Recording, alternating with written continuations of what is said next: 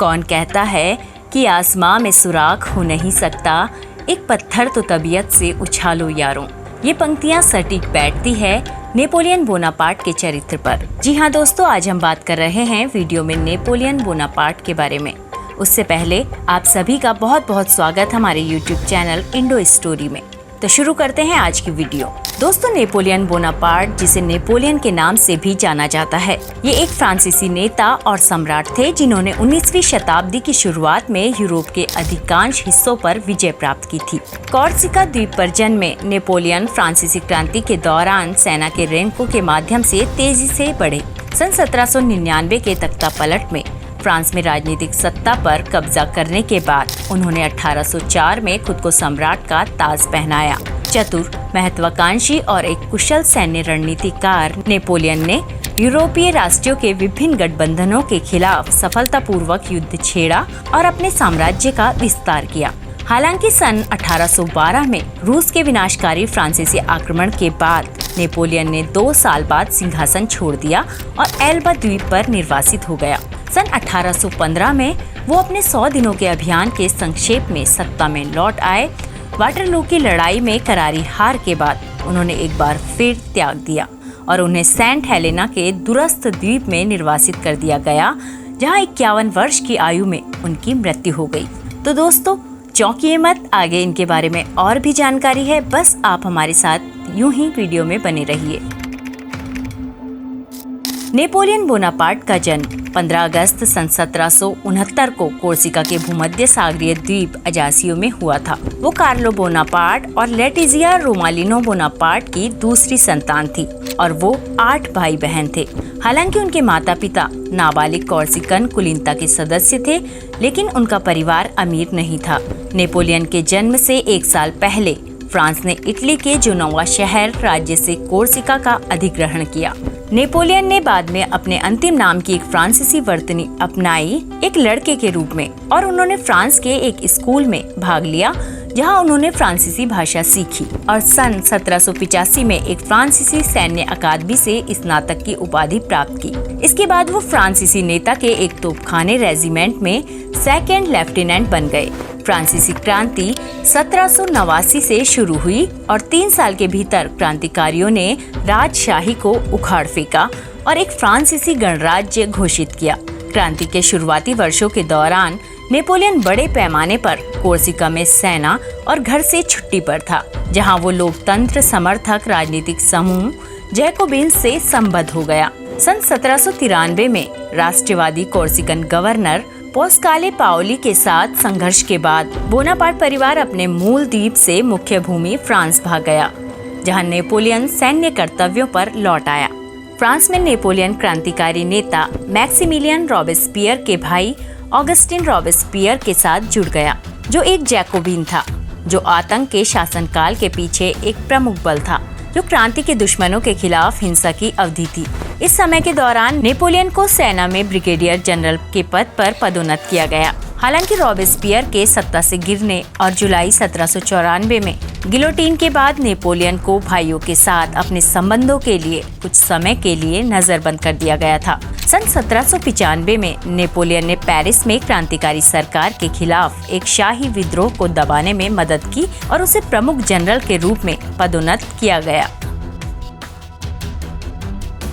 सन 1792 के बाद से फ्रांस की क्रांतिकारी सरकार विभिन्न यूरोपीय देशों के साथ सैन्य संघर्षों में लगी हुई थी। सन 1796 में नेपोलियन ने एक फ्रांसीसी नेता की कमान संभाली, जिसने इटली की लड़ाई की एक श्रृंखला में अपने देश के प्राथमिक प्रतिद्वंदियों में से एक ऑस्ट्रिया की बड़ी सेनाओं को हराया। जिसने इटली में लड़ाई की एक श्रृंखला में अपने देश के प्राथमिक प्रतिद्वंदियों में से एक ऑस्ट्रिया की बड़ी सेनाओं को हराया।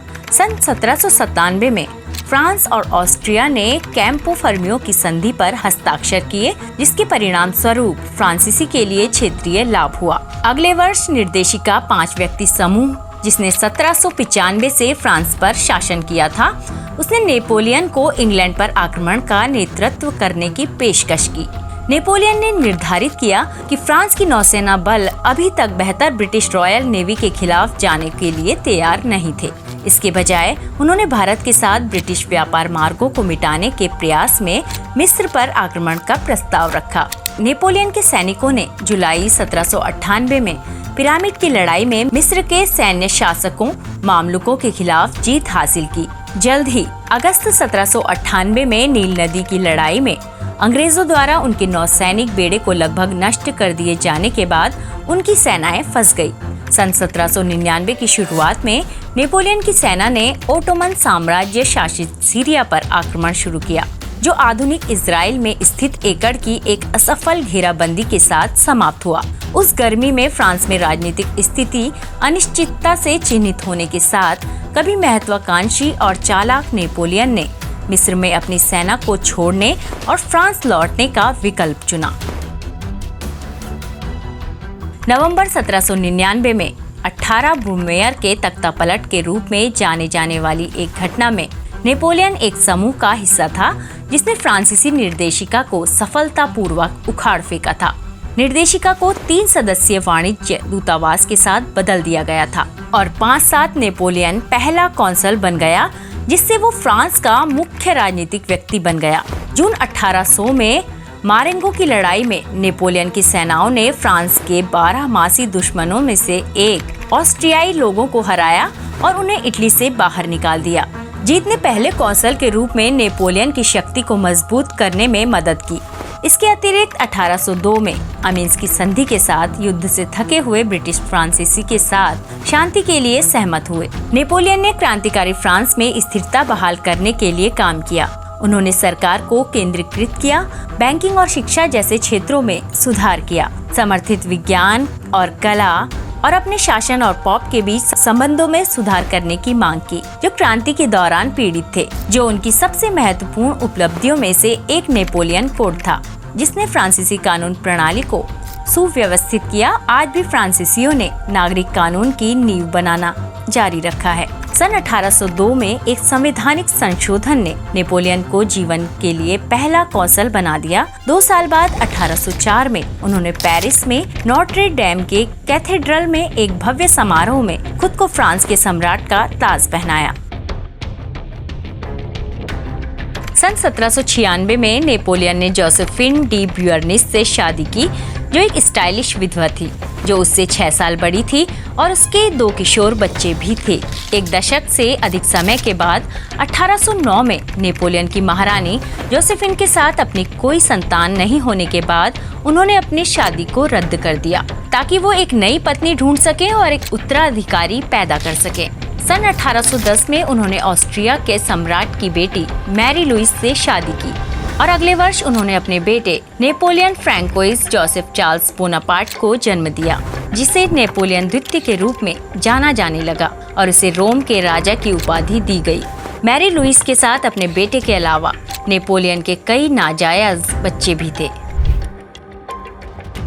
सन 1803 से 1815 तक फ्रांस नेपोलियन युद्धों में लगा हुआ था, जो यूरोपीय देशों के विभिन्न गठबंधनों के साथ प्रमुख संघर्षों की एक श्रृंखला थी।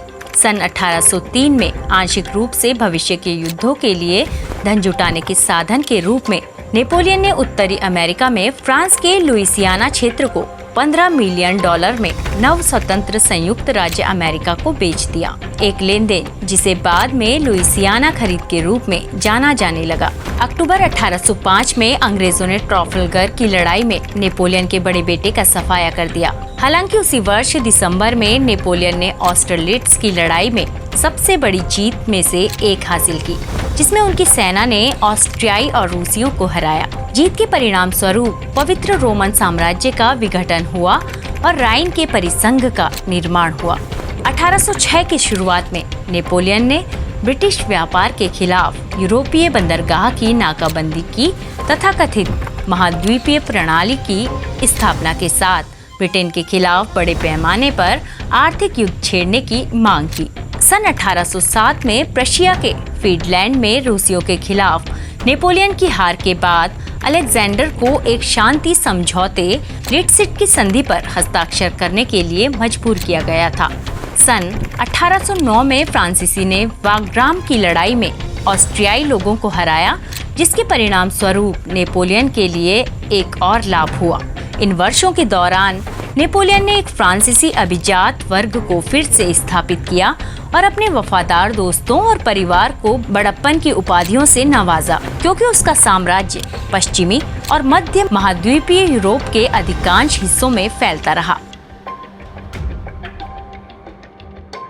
सन 1810 में रूस महाद्वीपीय प्रणाली से हट गया। प्रतिशोध में नेपोलियन ने 1812 की गर्मियों में रूस में एक विशाल सेना का नेतृत्व किया। फ्रांसीसी को पूर्ण पैमाने पर लड़ाई में शामिल करने के बजाय रूसियों ने पीछे हटने की रणनीति अपनाई जब भी नेपोलियन की सेनाओं ने हमला करने का प्रयास किया। नतीजा ये हुआ कि नेपोलियन के सैनिकों ने एक विस्तारित अभियान के लिए तैयार नहीं होने के बावजूद रूस में गहराइयों से चढ़ाई की। सितंबर में बोरोडिनो की लड़ाई में दोनों पक्षों को भारी हताहतों का सामना करना पड़ा। नेपोलियन की सेनाओं ने मास्को की ओर मार्च किया, केवल ये पता लगाने के लिए कि लगभग पूरी आबादी को खाली कर दिया गया है। पीछे हटने वाले रूसियों ने दुश्मन सैनिकों को आपूर्ति से वंचित करने के प्रयास में शहर भर में आग लगा दी।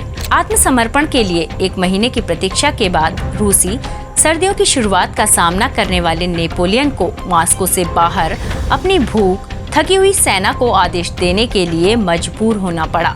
विनाशकारी वापसी के दौरान उनकी सेना को अचानक आक्रामक और निर्दयी रूसी सेना से लगातार उत्पीड़न का सामना करना पड़ा। अभियान शुरू करने वाले नेपोलियन के 6 लाख सैनिकों में से केवल अनुमानित 1 लाख ने इसे रूस से बाहर कर दिया। विनाशकारी रूसी आक्रमण के साथ साथ फ्रांसीसी सेना प्रायद्वीपीय युद्ध में लगी हुई थी, जिसके परिणाम स्वरूप स्पेनिश और पुर्तगाली अंग्रेजों की सहायता से इबेरियन प्रायद्वीप में फ्रांसीसी को चला रहे थे। इस नुकसान के बाद सन 1813 में लीपजिग की लड़ाई शुरू हुई, जिसे राष्ट्रों की लड़ाई के रूप में भी जाना जाता है, जिसमें नेपोलियन की सेनाओं को एक गठबंधन द्वारा हराया गया था, जिसमें ऑस्ट्रियाई, प्रशियाई, रूसी और स्वीडिश सैनिक शामिल थे। नेपोलियन तब फ्रांस में पीछे हट गया और मार्च 1814 में गठबंधन सेना ने पेरिस पर कब्जा कर लिया। 6 अप्रैल सन 1814 को नेपोलियन, जो तब अपने 40 के दशक के मध्य में था, उसे सिंहासन छोड़ने के लिए मजबूर किया गया था। फोंटेनब्लेउ की संधि के साथ उन्हें इटली के तट से दूर एक भूमध्य सागरीय द्वीप एल्बा में निर्वासित कर दिया गया था। उन्हें छोटे से द्वीप पर संप्रभुता दी गई थी, जबकि उनकी पत्नी और बेटा ऑस्ट्रिया चले गए थे।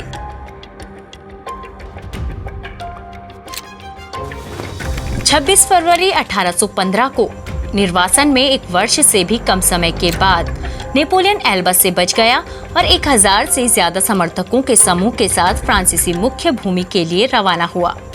20 मार्च को वो पेरिस लौट आए, जहां उत्साही भीड़ द्वारा उनका स्वागत किया गया। नया राजा लुई 18 भाग गया और नेपोलियन अपने 100 दिनों के अभियान के रूप में जाना जाने लगा। फ्रांस में नेपोलियन की वापसी पर सहयोगियों द्वारा एक गठबंधन ऑस्ट्रियाई, ब्रिटिश, प्रशिया और रूसी, जो फ्रांसीसी सम्राट को दुश्मन मानते थे, उन्होंने युद्ध की तैयारी शुरू की। नेपोलियन ने एक नई सेना खड़ी की और उसके खिलाफ एकजुट हमला करने से पहले मित्र देशों की सेनाओं को एक एक करके हराने की योजना बनाई। जून 1815 में उनकी सेनाओं ने बेल्जियम पर हमला किया, जहां ब्रिटिश और प्रशियाई सैनिक तैनात थे। 16 जून को नेपोलियन की सैनिकों ने लिगरी की लड़ाई में प्रशियाओं को हराया। हालांकि 2 दिन बाद 18 जून को ब्रुसेल्स के पास वाटरलू की लड़ाई में प्रशिया की सहायता से अंग्रेजों द्वारा फ्रांसीसी को कुचल दिया गया। 22 जून 1815 को नेपोलियन को एक बार फिर से पद त्यागने के लिए मजबूर किया गया था। अक्टूबर 1815 में नेपोलियन को दक्षिण अटलांटिक महासागर में सेंट हेलेना के दूरस्थ ब्रिटिश आयोजित द्वीप पर निर्वासित कर दिया गया था। 5 मई 1821 को 51 वर्ष की आयु में उनकी मृत्यु हो गई। सबसे अधिक संभावना पेट के कैंसर की थी। सत्ता में अपने समय के दौरान नेपोलियन अक्सर अपनी बनियान में अपना हाथ रखकर चित्रों के लिए पोज देते थे, जिससे उसकी मृत्यु के बाद कुछ अटकलें लगाई जाती थी कि वो वर्षों से पेट के दर्द से ग्रसित थे। नेपोलियन को द्वीप पर दफनाया गया उसके अनुरोध के बावजूद कि उसे सीन के तट पर फ्रांसीसी लोगों के बीच आराम करने के लिए रखा गया था, जिन्हें मैंने बहुत प्यार किया है। 1840 में उनके अवशेषों को फ्रांस लौटा दिया गया और पेरिस में लेस इनवैलिड्स में एक तहखाने में दफनाया गया, जहां अन्य फ्रांसीसी सैन्य नेताओं को दफनाया गया था। तो ये तो थी जानकारी नेपोलियन के विषय में। और अगर आपको हमारी ये वीडियो पसंद आई हो तो हमारे चैनल को लाइक, सब्सक्राइब करें और बेल आइकन को जरूर दबाएं।